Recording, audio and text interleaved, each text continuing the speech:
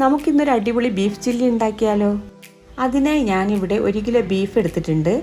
അതിലേക്ക് 1/4 table spoon മഞ്ഞൾപ്പൊടി, 1 table spoon മുളക് പൊടി, 1 ടേബിൾ സ്പൂൺ കുരുമുളക് പൊടി, ആവശ്യത്തിന് ഉപ്പ്, 1 കപ്പ് വെള്ളം, ഇതെല്ലാം കൂടെ ചേർത്ത് ഒന്ന് മിക്സാക്കി കുക്കറിൽ 10 വിസിൽ വരുന്നത് വരെ വേവിച്ചെടുക്കാം.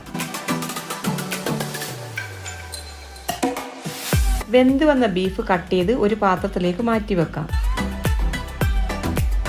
ഇനി വേറെ ഒരു പാത്രം എടുത്ത് 1 ടേബിൾ സ്പൂൺ മുളക് പൊടി, 1/4 ടേബിൾ സ്പൂൺ മഞ്ഞൾപ്പൊടി, 1/2 ടേബിൾ സ്പൂൺ പെരുംജീരകപ്പൊടി, 1 tablespoon garam masala, 1 tablespoon chilli flakes, 1.5 tablespoon cornflour, 1 tablespoon ginger garlic paste, ആവശ്യത്തിന് ഉപ്പ്, 1 ടേബിൾ സ്പൂൺ വിനീഗർ, പിന്നെ മീറ്റ് വേവിച്ച ചാറും കൂടെ ചേർത്ത് ഒന്ന് ഇളക്കി വെക്കാം.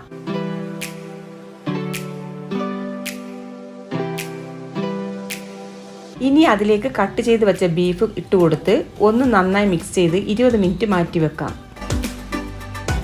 ഇനി ഒരു ചട്ടി അടുപ്പത്ത് വെച്ച് അതിലേക്ക് ആവശ്യത്തിന് എണ്ണ ഒഴിച്ച് എണ്ണ ചൂടാകുമ്പോൾ മിക്സ് ചെയ്ത് വെച്ച ബീഫ് ഇട്ട് കൊടുക്കാം.